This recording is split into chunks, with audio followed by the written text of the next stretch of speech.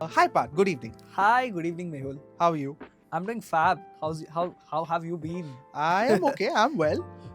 I hope, the stock market kind of drives how I am. Really? Then I should be worried about you. Okay, I have a separate question before we get into the weeds today. Are you a Alright. fan of horror movies, Parth? I wouldn't say so. No? No. Okay, so firstly, welcome to the first episode of Podcast with Parth. This is a platform where we discuss very interesting subjects, and me as an amateur professional who's looking to start investing, start getting good returns on investment, figuring out how do I leverage money well. This is a platform where people like me get to pick an expert's brain on things that are happening around in the market, ask simple questions that you otherwise don't know who to ask. Yeah. So, welcome to the first episode, everybody. I have to tell you, Parth, in the morning when I look at my terminal, it actually makes me very nervous. And the reason I asked you about whether you like horror movies is it's the kind of nervousness that you get when you're watching a movie and everything just goes quiet and you know a monster is going to jump out at you. You get the feeling? I Yeah. think I guess what you're talking So about. it's like, why did all of a sudden the birds stop? Why is the music gone? It's a movie. It's that creepy, eerie vibe. Mhm. And in this world, it's like the volatility index is absolutely asleep. Stocks aren't moving. Everything is flatlining, and it feels suspiciously comfortable. And I don't know if that's a good thing. Is it? I, I, I, the way you're sounding, it definitely doesn't sound like a good thing. But you know what? I'll tell you this. You've painted a perfect picture, Mehul. And Okay. honestly, it captures the psychology of investors right now. Mm-hmm. And if I had to put a bumper sticker on this market, it'd be the unsettling calm. Fair. That's actually a good title for such a horror film. But let me play the devil's advocate. Hmm. Why do we always assume that there's a monster in the closet or a monster under the bed? Why do we always assume that there's a jump scare coming up? Maybe the market is calm because things are actually good, because things are positive. A soft landing has been achieved. Inflation could be behind us. Why can't we just relax for once? Why can't we have a little bit of peace? I wish I could say yes. But the data suggests that while the surface looks smooth, the tectonic plates underneath Mm-hmm. are grinding. We are dealing with a massive tariff wall hitting the exports, a complete reset in how the Indian stocks are valued, and a Okay. gold rally that's just starting to look like a classic bubble now. This calm, I wouldn't call it peace. It's complacency, and complacency gets expensive. Okay. So I can say goodbye to my summer vacation plans, basically. Let's start with the big one. Hmm. Okay. The global picture. We've all heard about protectionism for years. It's 2026 today. Yeah. Okay. Has the rubber finally met the road? I'd say it's leaving the skid marks. Indian export market to the US is about $83 billion, Mhm. and about 61 billion of that is manufactured goods. And as of this month, those goods are facing mid-teen tariff wall, like roughly around 15 to 16% added on top. Okay. But if the US is imposing 15% or tariffs on everyone, right? Aren't we all in the same boat? I mean, how does this specifically become an India problem, not a Vietnam or a China problem as well? I'd just say one word, Mehul, and that'll drive down the reply, and that's scale. Mm-hmm. A tariff is a cost shock. See, if you are a massive vertically integrated factory in Vietnam producing at enormous scale, your unit economics are totally different. Your unit cost is very tiny, and you can maybe absorb that 15% to protect your customer relationships. Mm-hmm. Indian export sectors like textiles, leather are still fragmented. Our exporters have two bad options. One, pass the cost to the American consumers and lose the market share, or absorb it and see their own margins collapse. In gems and jewelry, tariffs have effectively jumped from 2% a few years ago to nearly 18% today. That is a margin killing event. Okay. That sounds brutal, quite It is. frankly. It is. And so my understanding is that the export engine, so to say, is stuttering. There's a problem with the engine here. If companies are effectively earning less, that spills into the stock market because your results aren't as great every single quarter. Now, we've heard for years about the India premium, where we deserve to trade at an expensive premium just because we're the world's growing darling. Is that gone? Bluntly, yes. See, think of it like this. There's a luxury brand losing its exclusivity. Investors were paying $35 for every $1 of earnings, and that trend reversed in the late 2024. Okay. In 2025, out of 24 emerging markets, India was the fifth worst performer. While the MSCI Emerging Markets Index rose sharply, India barely moved.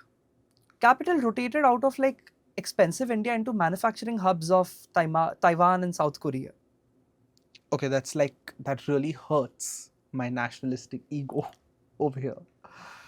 So, is this the part where we panic? Should we panic? Actually, no, Mehul. This is the paradox. It's like a forest fire clearing dead wood.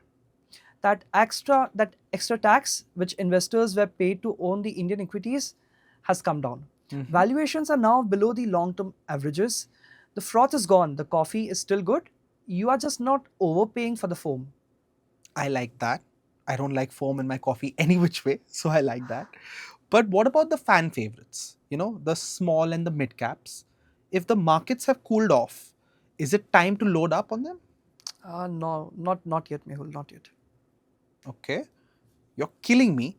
First, the foam is gone, and now you're saying I still can't buy. See, headline multiples are lower, but risk still remains elevated.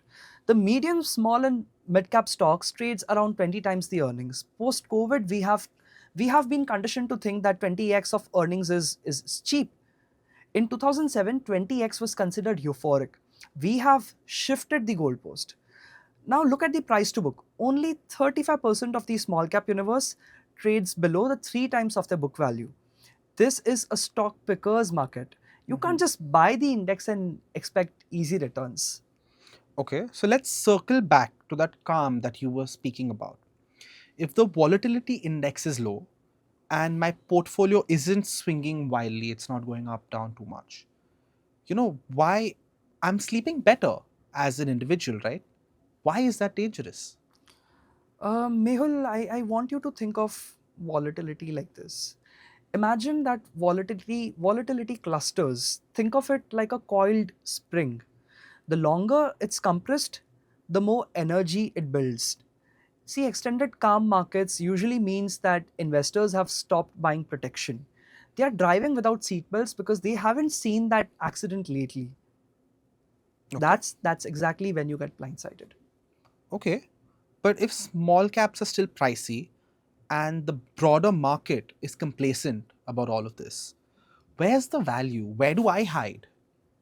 FMCG, fast moving consumer goods, toothpastes, soaps, biscuits. Soaps, really. While everyone else is chasing, AI and semiconductors, you're telling me Mehul buy soap? Well, kind of. First of all, don't take this as a buy advice. Okay. Like literally just plugging in the disclaimer right now. This is only for educational purposes. But let me put it this way. See, during COVID, FMCG was about 12% of the market index. Today, it's closer to 6%. We haven't seen this under-owned FMCG in over a decade. People haven't stopped brushing their teeth.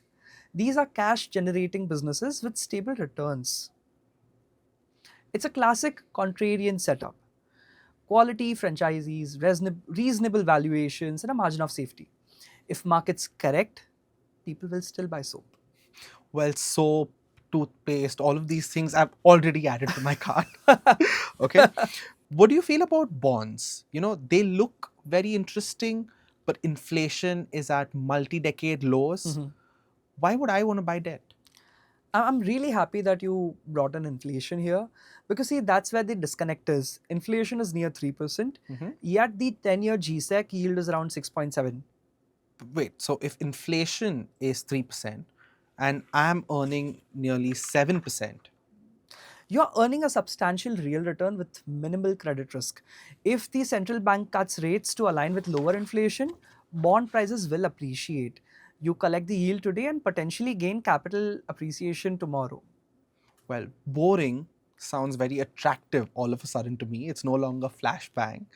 But let's talk about one shiny, beautiful element. Oh my god, you're coming at it finally.